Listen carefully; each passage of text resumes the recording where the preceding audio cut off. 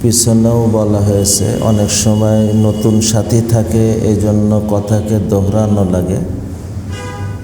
যে ইরান তুরানের প্রশ্নের পিছনে না পড়ে আমার নিজের প্রয়োজন যে বিষয়, ওই বিষয়ের প্রশ্ন করব।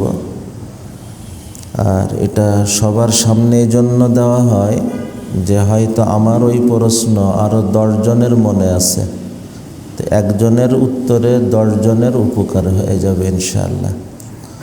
আল্লাহ আমাদের প্রশ্নগুলো উপকারী বানান, উপকারী প্রশ্ন দেন, আর উত্তর আমাদের জন্য উপকারী উত্তর হিসেবে কবুল করেন।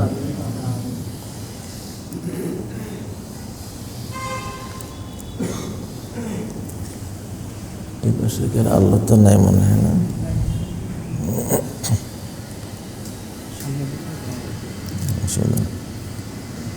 শেখ, আমি মুদি দোকানে কাজ করি। ওই দোকানে দেখো তো কি লাগছে,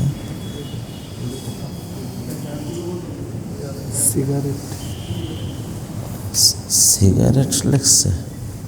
আচ্ছা, দোকানে সিগারেট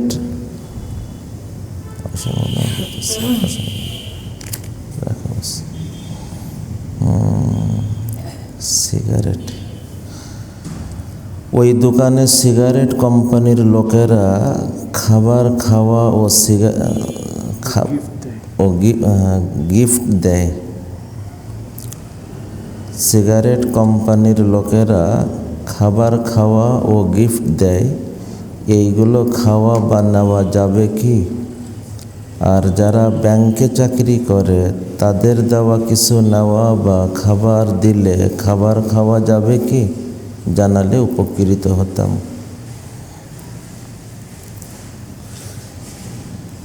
দুটো প্রশ্ন আসছে। প্রথম প্রশ্ন হলো, সিগারেট কোম্পানির লোকেরা যে খাবার বা গিফট দেয় ওটা গ্রহণ করা যাবে কিনা।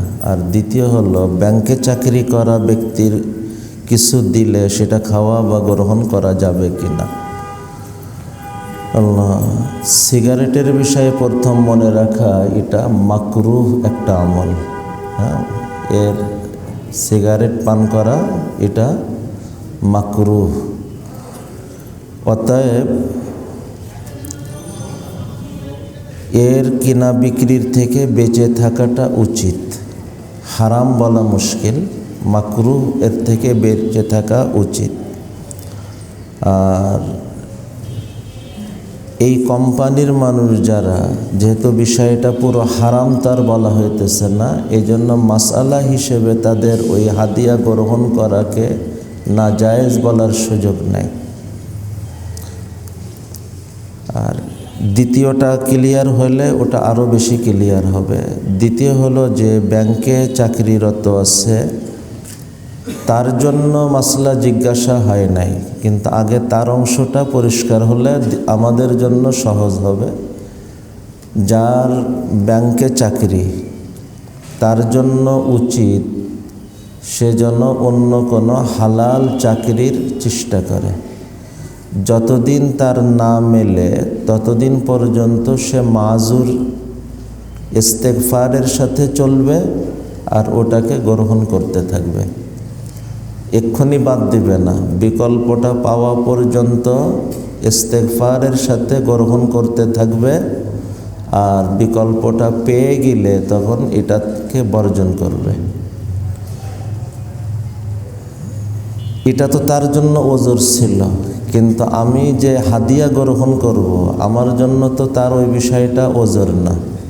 এখানে মাসালা হলো, ওই ব্যক্তির আয় এই উপার্জন ছাড়া যদি আর কোনো আয় না থাকে তখন তার জন্য তো ওটা ওজর, কিন্তু আমি যে গ্রহণ করব আমার জন্য তো ওজর না। অতএব আমি এর থেকে বিরত থাকব। আর যদি তার অন্য কোনো উপার্জন থাকে তো সেই উপার্জনের সাথে এই উপার্জনের পরিমাণকে মিলাইতে হবে। অর্ধেক বা তার থেকে বেশি পরিমাণ যদি হালাল হয় তখন আপনি গ্রহণ করতে পারেন, মাসআলাতে গ্রহণ করতে পারেন, বলা হবে হালাল হালালে যাইতেছে, হারাম হারামে যাইতেছে। আর অর্ধেক বা তার থেকে বেশি যদি হারাম উপার্জন হয় তো ওখানেও গ্রহণ করার অনুমতি নেই।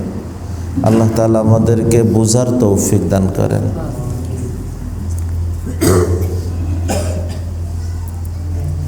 ইমাম সাহেব যদি সম্পূর্ণ মেহরাবের ভিতর ফরজ নামাজ আদায় করে তাহলে সহি হবে কি না একটু বুঝিয়ে বললে ভালো হয়।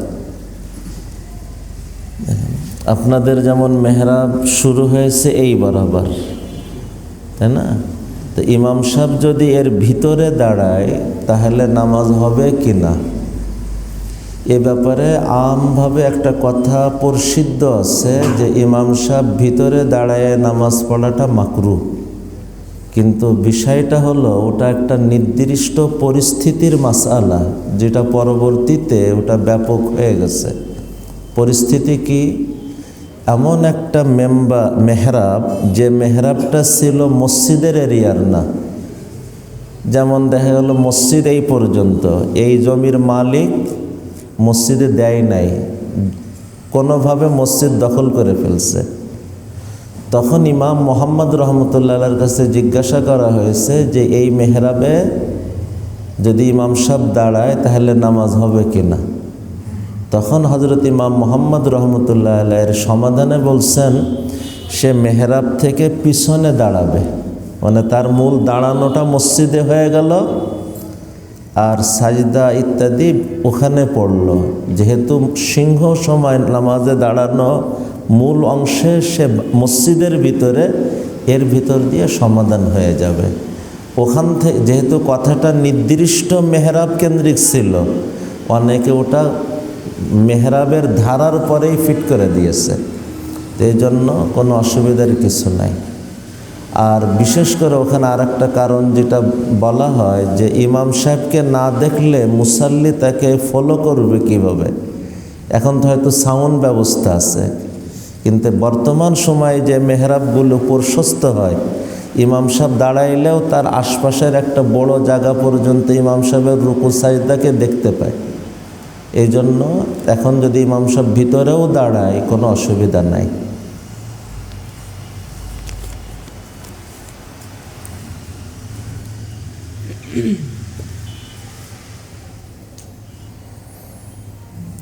আল্লাহ হুজুর, গুনাহ থেকে বাঁচার সহজ উপায় কি? হ্যাঁ, আল্লাহ আমাদেরকে তৌফিক দেন। খুব ভালো প্রশ্ন। গুনার থেকে বাঁচতে হলে 1 নম্বর গুনাহের উপকরণ থেকে বাঁচতে হবে। যে গুনাহের উপকরণ থেকে না বেঁচে গুনার থেকে বাঁচতে চায়, এটা তার চাওয়া হবে, পূরণ হবে না। যেমন একজন কোমর পানিতে দাঁড়ায় কাপড়কে ভিজানো থেকে বাঁচাইতে চায়, এই চাওয়া কি কোনো দিন পূরণ হবে? আমি যদি সত্যই আমার কাপড়কে ভিজানো থেকে বাঁচাইতে চাই তো ভিজার উপকরণ পানি, এর থেকে নিরাপদ দূরত্বে আমাকে দাঁড়াইতে হবে। তো আমি গুনার থেকে বাঁচতে চাই, আমার কি কারণে গুনাহ হয়? মোবাইলের কারণে গুনাহ হইতেছে, তো এই মোবাইল থেকে আমাকে বিরত হতে হবে। অমুকের সঙ্গ গ্রহণ কারণে গুনাহ হয়, তো অমুকের সঙ্গ ত্যাগ করতে হবে। অমুক পরিবেশে যাওয়ার কারণে গুনাহ হয়, তো ওই পরিবেশকে ত্যাগ করতে হবে। তো গুনাহ, আমার গুনাহের যে উপকরণ, সেই উপকরণ থেকে নিজেকে গুছিয়ে রাখা, এটা হলো 1 নম্বর। 2 নম্বর, যে কোনো ভালো কাজ করতে পারা বা মন্দ কাজ থেকে বাঁচতে পারা, আল্লাহ এর জন্য প্রত্যেকটা মানুষের ভিতরে ইচ্ছা নামক এক মহাশক্তি দিয়ে রাখছেন। ইচ্ছা যদি একবার জেগে ওঠে তো অসম্ভব জিনিসও সম্ভব হয়ে যায়। মানুষ বলে যে পাহাড়কেও সরাই ফেলে। তো ইচ্ছা, আমাকে বাঁচতে হবে, তো এই ইচ্ছা শক্তিকে জাগ্রত করা। ইচ্ছা শক্তি জাগ্রত হয় নেক সোহবতে, ইচ্ছা শক্তি জাগ্রত হয় নেক আমলে। ইচ্ছা শক্তি জাগ্রত হয় নেক পরিবেশে, ইচ্ছা শক্তি জাগ্রত হয় নেক আমলে। আল্লাহু আকবার কবীরা। এই দুইটা কথা যদি কেউ খেয়াল রেখে চলে, গুনাহের উপকরণ থেকে বেঁচে নেক পরিবেশ গুরুত্বের সাথে গ্রহণ করে আর নেক আমল করার চেষ্টা করে, তো ইনশাআল্লাহ তার ভিতরে ইচ্ছা শক্তি জাগবে, সবল হবে, আল্লাহর মেহেরবানিতে গুনাহ থেকে বাঁচতে পারবে। এরপরেও যদি কখনো হয়ে যায়, গুনাহ হয়ে যায়, বাঁচতে চেষ্টা করছে কিন্তু হয়ে গেল, তো নিরাশ হবে না, আবার তওবা করে নেবে অনুতপ্ত হৃদয়। একই গুনাহ একই দিনে 1000 বার যদি হয় আর 1000 বার তওবা, এরপরেও তওবা ভেঙে যায়, এরপরেও নিরাশ হবে না। শয়তানের ধোঁকা 2 বারে। প্রথমবার হলো কলে কৌশলে গুনাহ করাই দেওয়া, দ্বিতীয় হলো গুনাহ হয়ে যাওয়ার পরে তাকে নিরাশ করাই দেওয়া যে এত বড় গুনাহ তুই কি ক্ষমা পাবি, এতবার তওবা ভাঙছি তুই কি ক্ষমা পাবি, তুই বাঁচতে পারবি না, কতবার তো চেষ্টা করলে হইল না, আমার দ্বারা হবে না। তো মনে রাখা, গুনাহের পরে নিরাশ হয়ে যাওয়া এটা আরো বড় গুনাহ। আমার পাপ সাগর পরিমাণ, কিন্তু মনে রাখা এই সাগরের কুল আছে, কিনারা আছে, কিন্তু আল্লাহর দয়ার সাগরের কুলও নাই, কিনারাও নাই। অতএব কোনো পরিস্থিতিতে নিরাশ হওয়া যাবে না। আল্লাহ তাআলা আমাদেরকে তৌফিক দেন।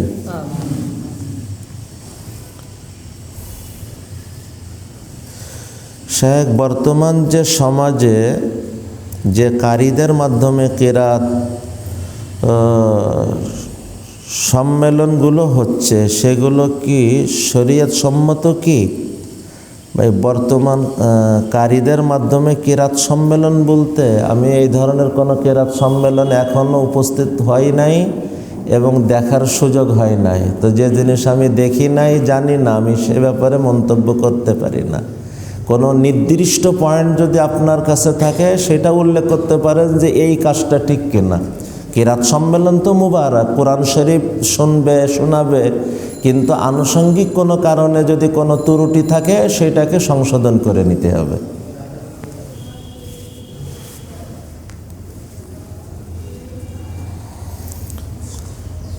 হুজুর, আমি বারবার গুনাহ করি, আবার তওবা করি।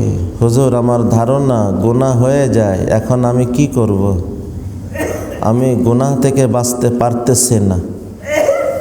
ভাই, মৌলিক উত্তর এসে গেছে, বাকি এর সাথে আমি গুনাহ থেকে বাঁচতে পারতেছি না এই কথাটার উপর একটা সংশোধনী দেন। পারতেছে না এই কথাটা সঠিক না, আপনি পারতে চাইতেছেন না, এইটা হলো সঠিক। আমি পারতেছি না এই কথাটা সঠিক না, কারণ আল্লাহ কোরআনে নিজেই শোনাইতেছেন, আল্লাহ কাউকে তার পারকতার বাইরে আদেশ দেন নাই। লা ইউকাল্লিফুল্লাহু নাফসান ইল্লা উসাহা। এখন আমি পারতেছি না এর মানে আল্লাহ আমাকে পারকতার বাইরে আদেশ দিচ্ছেন। আসলে আমি পারতে চাইতেছি না। আমি যদি চাওয়ার মতো চাই অবশ্যই বাঁচতে পারবো। আগে আমি বলছিলাম গুনার থেকে বাঁচার জন্য আল্লাহ ইচ্ছা শক্তি দিচ্ছে। এখন ইচ্ছা শক্তিকে জাগ্রত করতে হবে এবং সবল বানাতে হবে। ইচ্ছার মধ্যে আসমান জমিন ব্যবধান হয়। দেখেন, সম্ভবত আমি এখানে অথবা চাউলপট্টিতে একবার উদাহরণ দিয়েছিলাম। খুব পিপাসা, হালকা পিপাসা লাগছে, বেশ ঠান্ডা। কথাটা বাদ দেন, নতুন করে শোনেন। প্রচণ্ড ঠান্ডা, আবারও বৃষ্টি পড়তেছে, হালকা হালকা পিপাসা লাগছে, ঘরে পানি নাই, ঘরের বাহিরে টিউবওয়েল চেপে পানি আনতে হবে। এই অবস্থায় পানি পান করার ইচ্ছা থাকে না ভিতরে, কিন্তু এই ইচ্ছাটা কেমন? সে মাত্র লেপের কম্বলের নিচে শুয়ে পড়ছে, ওম হয়ে গেছে। এই পরিস্থিতি, তার মনে হবে কেউ যদি খাওয়াই দিত খেয়ে নিতাম। এখন এই ওম হয়ে যাওয়া বিছানা ছেড়ে ঠান্ডার ভিতরে বৃষ্টির ভিতরে যে কল চেপে এনে পানি খাবে, এতটা ইচ্ছা তার ভিতরে হয় না, কিন্তু এটাও ইচ্ছা, পানি খেতে ইচ্ছা করছে। ঠিক ওই পরিস্থিতিতে আপনার আমার কানে সংবাদ আসলো যে আপনার আব্বু আম্মু বা সন্তান পাশে অ্যাক্সিডেন্ট করছে। এখন ওই আব্বু আম্মু বা সন্তানকে দেখার জন্যও ইচ্ছা জাগবে। এই ইচ্ছাটা কেমন বলেন? সংবাদটা কানে পৌঁছতে দেরি, এক লাফ দিয়ে উঠবে, দ্বিতীয় লাফ দিয়ে বের হবে, ওই পরিস্থিতিতে প্রয়োজন হলে কোলে নিয়ে হাসপাতালের দিকে ছুটবে। এটাও ইচ্ছা, কিন্তু দুই ইচ্ছার মধ্যে আসমান জমিন ব্যবধান। তো আমি আপনি গুনার থেকে বাঁচতে চাই, ওই পরিস্থিতিতে হালকা পিপাসায় পানি পান করার ইচ্ছার মতন বাঁচার ইচ্ছাটা থাকে। এই ইচ্ছায় তো এক ঢোক পানিও নসিবে হয় না। আমাকে বাঁচার চেষ্টা করতে হবে, ইচ্ছাকে করতে হবে দ্বিতীয় ধারার ইচ্ছা। হ্যাঁ, ইচ্ছাকে জাগ্রত করা, ইচ্ছাকে সবল করা। ইচ্ছা জাগ্রত হয় নেক সোহবতে। দেখেন একজন মানুষ নেক পরিবেশে আসে, মসজিদের পরিবেশে, আমলের পরিবেশে, দাওয়াতের পরিবেশে, যে কোনো নেক পরিবেশে আসে, তার ভিতরে ভালো হওয়ার ইচ্ছা জাগে। হোক ক্ষণিকের সময়, ক্ষণিকের মতন জাগছে, কিন্তু বুঝার মানুষ বুঝে গেছে যে ইচ্ছা জাগ্রত হওয়ার জায়গা এটা। আজকে ক্ষণিকের জন্য জাগছে, আমি যদি নিয়মিত হতে পারি, এইটা বাড়তে বাড়তে এক সময় স্থায়ী জেগে উঠবে। দুই, এই জাগ্রত ইচ্ছাকে সবল ইচ্ছা বানানো। হে আমার প্রিয় ভাইরা, শরীর খাবার পেলে শরীর শক্তি পায়, আত্মাও তার খাবার পেলে আত্মাও শক্তিশালী হয়। আর আত্মা যখন শক্তিশালী হবে তো আত্মার ইচ্ছাটাও শক্তিশালী হবে। শরীর তৈরি হলো মাটি দিয়ে, শরীরের খাবার মাটি থেকে উৎপাদিত বস্তু। আর আপনার আমার আত্মা তৈরি হলো আল্লাহর আদেশ থেকে। এই আত্মার খাবার হলো আল্লাহর হুকুম পালন, আল্লাহর জিকির, আল্লাহর আদেশ নিষেধ মেনে চলার ভিতর দিয়ে। যে যত বেশি আল্লাহকে স্মরণ করবে, আল্লাহর আদেশ নিষেধ মেনে চলবে, তার আত্মা খাবার পাবে, আত্মা সবল হবে। সবল আত্মার ইচ্ছাটাও সবল হবে। আল্লাহ তাআলা আমাদেরকে ইচ্ছাকে পরিপূর্ণ জাগ্রত করে শক্তিশালী করার তৌফিক দান করেন। তখনই একজন মানুষ গুনার থেকেও বাঁচবে এবং নেক আমল করতে সক্ষম হবে।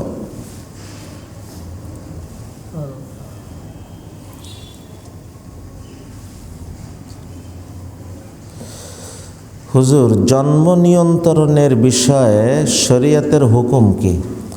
জন্ম নিয়ন্ত্রণের একটা ধারা হলো স্থায়ী ধারা, এর অনুমতি নেই। আর একটা হইতেছে সীমিত সময়ের। তো সীমিত সময় কি জন্য করতেছেন সেই কারণ অনুপাতে উত্তর আসবে। এর অনেকগুলি শাখা প্রশাখা। এই জন্য যেহেতু আমাদের আলোচনার মাত্র 5 মিনিট সময় হিসেবে ভরে নামাজের প্রস্তুতি, সংক্ষেপ কথা হলো স্থায়ী জন্ম নিয়ন্ত্রণ এর অনুমতি নেই। আর সীমিত সময়ের জন্য কেন? সন্তান আসলে খাওয়াবো কি করে, রিজিকের চিন্তা না, অনুমতি নেই। বাপ মা কি খাওয়ায় না আল্লাহ খাওয়ায়? হ্যাঁ, শারীরিক অসুস্থতা, উদাহরণস্বরূপ ডাক্তারের নিষেধ, এখন আসলে মায়ের ক্ষতি হবে বা কোলের বাচ্চার ক্ষতি হবে। তো এই ধরনের সাময়িক পরিস্থিতি এবং এই ধরনের অবস্থার বিবেচনায় অনুমতি দেওয়া হয়।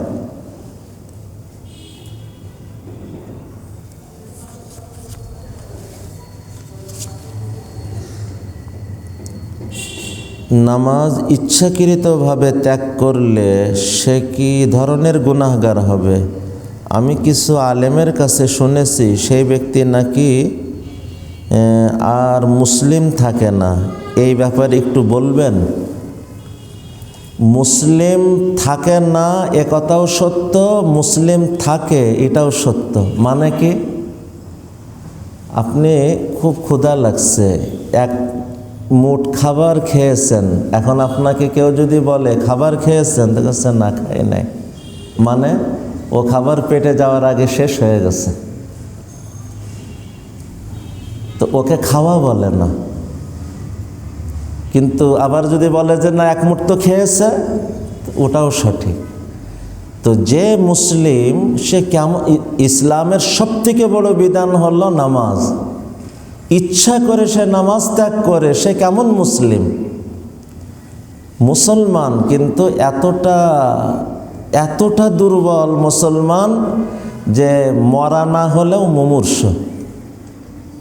মরা না হলেও মুমূর্ষ অবস্থায় মুসলিম। তো এই মুমূর্ষ মুসলিম দিয়ে ও তো কি কাজে আসবে বলেন? এই জন্য মুসলমান, সে কাফের হয়ে গেছে, হাদিসে আসছে ফাকাদ কাফারা।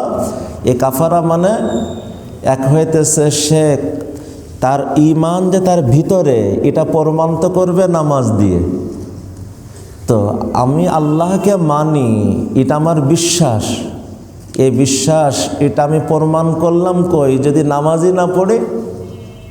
মানুষের কাছে আমার ভিতরে থাকা ঈমান, এটা তো প্রকাশ পাওয়ার আর কোনো পথ নেই। 2, নামাজ না পড়া এটা কাফেরের আলামত, নামাজ পড়া মুসলমানের আলামত। আমি যদি মুমিন মুসলিম আর কাফের মুশরিকের পার্থক্যকারী জিনিসটাই গ্রহণ না করি, তাহলে আমি কেমন মুসলমান? আমার নাম মুসলমানের তালিকায় আসার না, এই অর্থে আর কি। কিন্তু সে যে ইসলামের এরিয়ার থেকে বের হয়ে গেল, চিরদিন জাহান্নামে চলে গেল, তার বৈবাহিক সম্পর্ক ছিন্ন হয়ে গেল, এই যে কাফের হয়ে যাওয়ার যে বিধানগুলো, তার জানাজা পড়া হবে না, এইগুলো না। আল্লাহ, ওয়া মুসলিমদের দোয়া কি আল্লাহ কবুল করেন? ওয়া মুসলিমদের দোয়া, হ্যাঁ, ওয়া মুসলিম সে একজন মাজলুম, সে যেই হোক, আল্লাহ তার দোয়া কবুল করেন।